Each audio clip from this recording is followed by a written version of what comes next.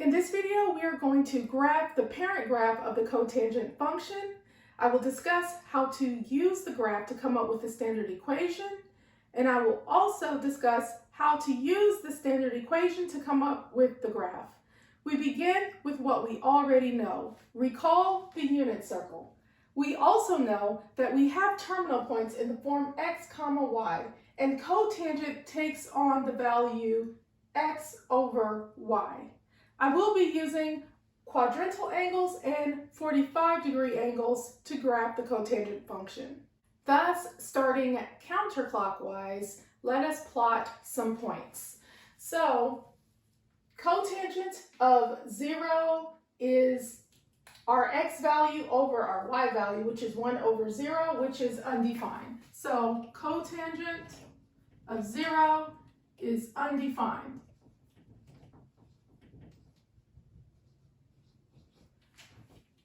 Cotangent of pi over 4 is root 2 over 2 divided by root 2 over 2, which is 1.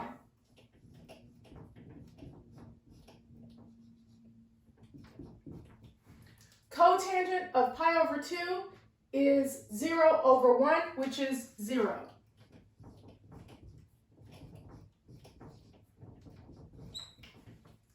Cotangent of 3 pi over 4 is negative root 2 over 2 over root 2 over 2, which is negative 1.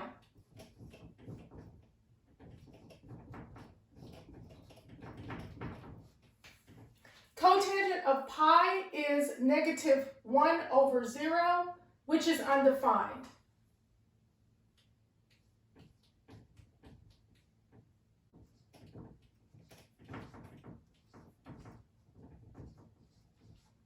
Cotangent of 5 pi over 4 is negative root 2 over 2 divided by a negative root 2 over 2, which is a positive 1.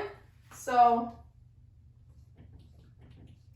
cotangent of 5 pi over 4 is a positive 1.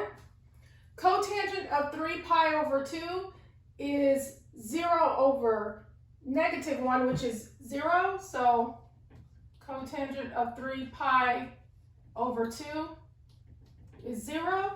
Cotangent of 7 pi over 4 is root 2 over 2 divided by a negative root 2 over 2. So cotangent of 7 pi over 4 is equal to negative 1. Cotangent of 2 pi is 1 over 0, which is undefined.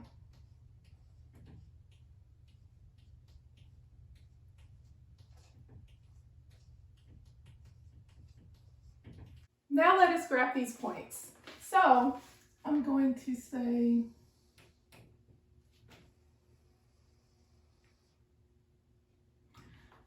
I'm going to put these angles on our graph. So we have 0, which is here, and then we have pi over 4, pi over 2, 3 pi over 4, pi, 5 pi over 4, 3 pi over 2, 7 pi over 4, and 2 pi. So we said that cotangent of 0 is undefined, so we have a vertical asymptote here. By the way, we have 1 and negative 1 here. Okay. So cotangent of 0 is undefined, and that's why we put a vertical asymptote there. And we have cotangent of pi over 4 is 1. So we go to pi over 4, 1, and put a dot. Cotangent of pi over 2 is 0, so put a dot here. Cotangent of 3 pi over 4 is negative 1, so here. Cotangent of pi is undefined, so put a vertical asymptote here.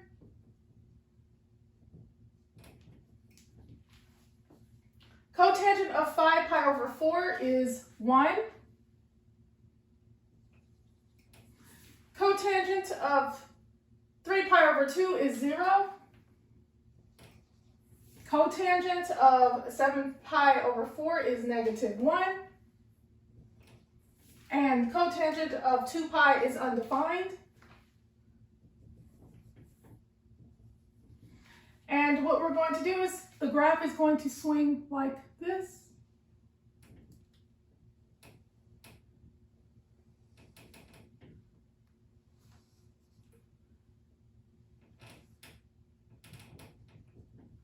And like this.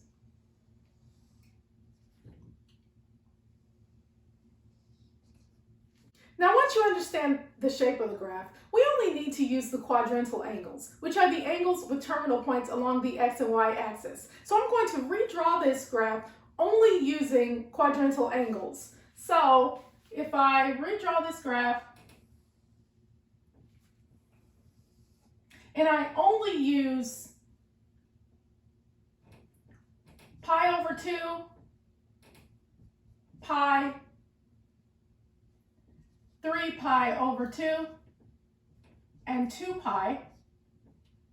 And here we know that we have a vertical asymptote here at x equals 0. We know that we have a point at pi over 2, and we have a vertical asymptote at pi.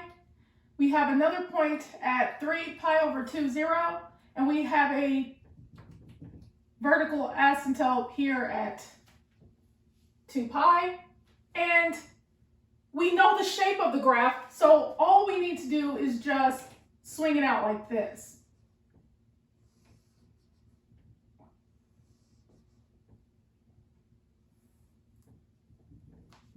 And here we have the graph of y is equal to cotangent of x. Note that this pattern continues on and on forever and ever to the right and to the left. Now let us read the graph to gather some information. Notice that the range of the cotangent function goes from negative infinity to positive infinity. This means we have no max values, no min values, and thus no amplitude, like sine and cosine has an amplitude. Also note that we are alternating between asymptotes and intercepts. Now let us discuss the cycle of the cotangent function. Note that our cycle begins at 0, but it doesn't actually include 0 because we have an asymptote, it's undefined, and it ends at pi. It doesn't actually include pi because we have a vertical asymptote, which means it's undefined here. After one cycle, the graph will continue the pattern. So our cycle is from 0 to pi.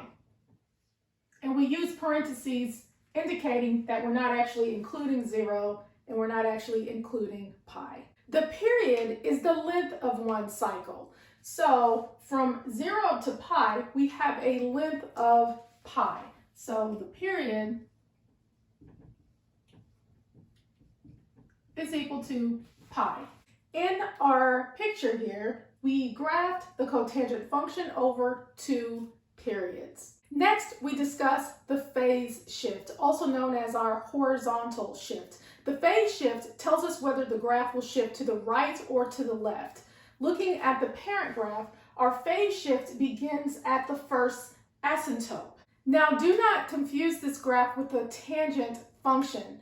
The tangent function will begin at the first intercept, but the cotangent function will begin at the first asymptote. So our phase shift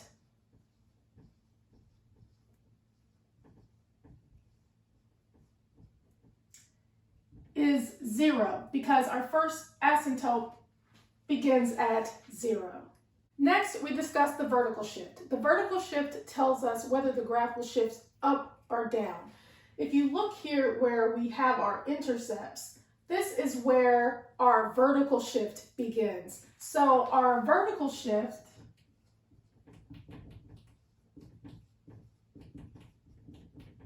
is 0 because we begin at 0. The x-scale is the increment value that goes along the x-axis. So for example, from 0 to pi over 2 is a distance of pi over 2. From pi over 2 to pi is a distance of pi over 2. From pi to 3 pi over 2 is a distance of pi over 2. And from 3 pi over 2 to 2 pi is a distance of pi over 2. So we say that our x-scale is pi over 2. Now, if you want to be more precise and use a x-scale that will help you find the midpoint between the intercepts and the asymptotes, you can use the x-scale of pi over 4, and that will tell you from asymptote to midpoint to intercept to midpoint to asymptote and so on. But it is much easier to use the x-scale of pi over 2. And if you're asked to find the midpoint, I can show you an easy way later on in the video. Now let us discuss the standard equation of the cotangent function. The standard equation is as follows. Y is equal to A cotangent of B x minus C plus D.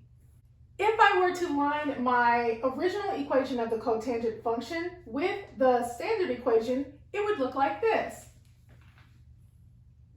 Y is equal to 1 cotangent of 1 x minus 0 plus 0.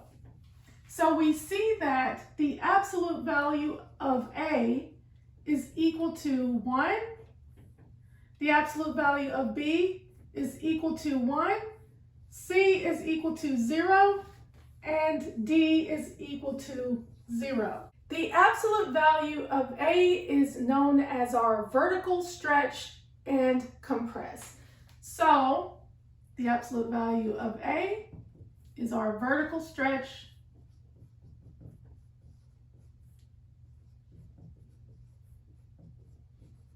slash compress. When does the graph stretch and when does it compress? If the absolute value of A is greater than 0 but less than 1, then the graph will compress vertically. If the absolute value of A is greater than 1, the graph will stretch vertically. If A itself is negative, you will graph the function as if the negative sign did not exist, and then at the end, reflect the x-axis. Also note that whatever the absolute value of A is equal to, that will determine how high or how low our midpoints will be. So for example, for the original equation, we have the absolute value of A is equal to 1.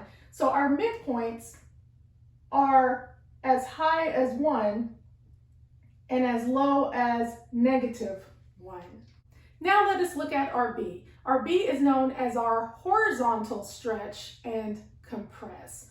So the absolute value of B is known as our horizontal stretch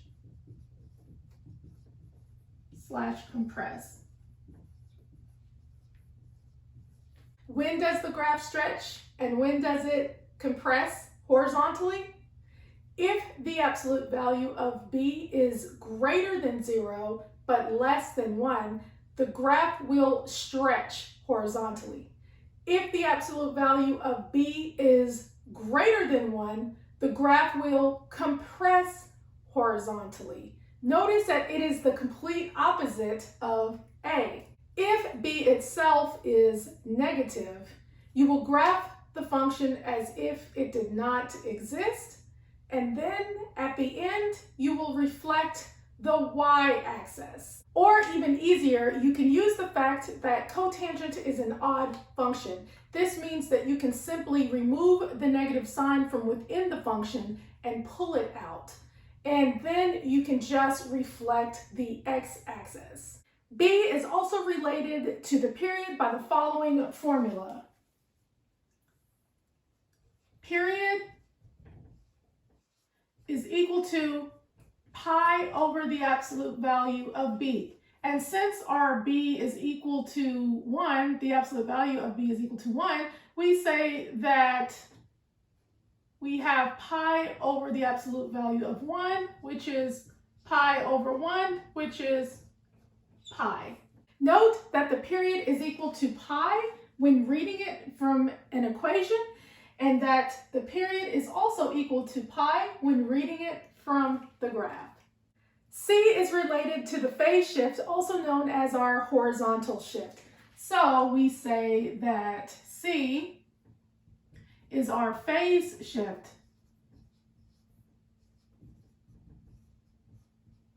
And we see that our C is equal to 0. Note that our phase shift, when reading it from the graph, is also 0. D is related to our vertical shift. So D is our vertical shift.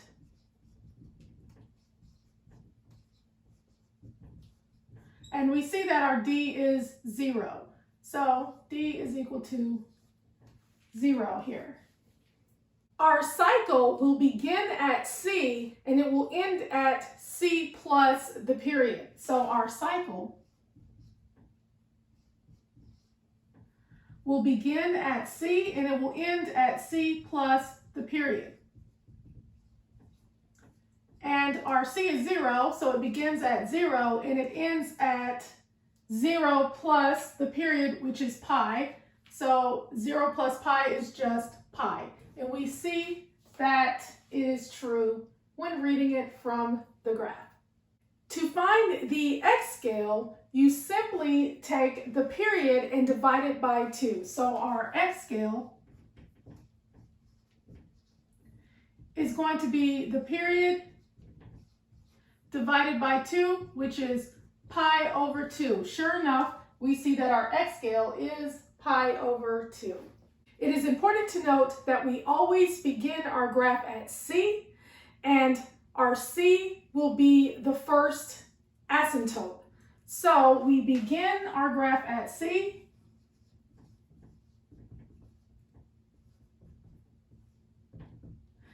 and which is 0, and I'm going to put a parentheses with an A standing for it begins with an asymptote. So if you were given a standard equation and you don't have any information about the graph, you will need to use this information to come up with the graph. So let us pretend that we do not have this graph in front of us and we need to come up with our increment values. So again, we begin at C. So I'm going to say we begin at C and we add an increment of our x scale. So 0 plus pi over 2 is equal to pi over 2. And note that our next point over will be a intercept. So I'm going to put a I here for intercept. Now bring your pi over 2 over and add another pi over 2. So pi over 2 plus another pi over 2 is equal to 2 pi over 2. We will reduce at the end. And note that the next one over is going to be an asymptote. So I'm going to put an A here. So 2 pi over 2 plus another pi over 2 is equal to 3 pi over 2. Put an I here for intercept. Notice they're alternating. Asymptote, intercept, asymptote, intercept. So bring 3 pi over 2 over, 3 pi over 2 plus another pi over 2 is equal to 4 pi over 2. So now if I go ahead and reduce, this becomes 2 pi. And note that it is an asymptote. And here if I reduce, this becomes pi. We see that sure enough, The graph began at 0, it was an asymptote. And then the next one over was an intercept at pi over 2. The next one over was an asymptote at pi. Then the next one over is 3 pi over 2, which is an intercept. And the next one over is 2 pi, which is an asymptote. With this information, all you need to know is the shape of the graph, and then you can just simply graph it.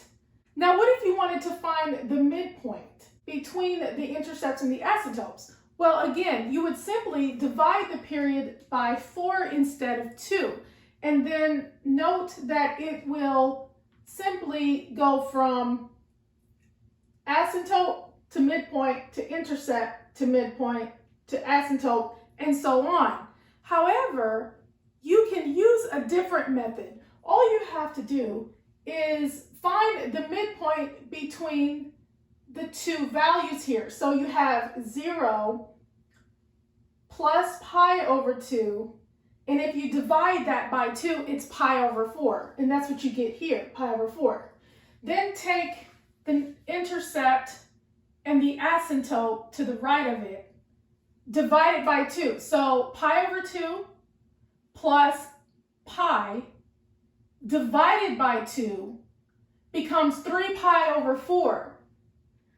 And that gives you your midpoint here. And you would simply do that on and on.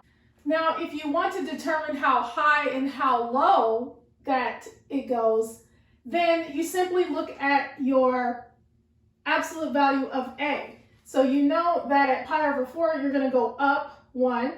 At 3 pi over 4, you're going to go down 1. And that's how you can compute the midpoint. A lot of times, you won't need the midpoint. You'll just need to know the intercepts and the asymptotes. And you may need to calculate just one midpoint. Also, one more thing that I would like to mention is that if you were not given a standard equation and you were just given a graph and you need to find B to come up with the standard equation, you can use this relationship here, that period is equal to pi over B. So I can say period is equal to pi over B. And then simply solve for B. B is equal to pi over the period. And we know the period reading the graph, so we can simply say that it's equal to pi over the period, which is pi, and anything over itself is 1. So we see that we can find 1 and it matches with our standard equation. And that is all for the parent graph and the standard equation of the cotangent function. Thank you for watching, and always remember that you are awesome.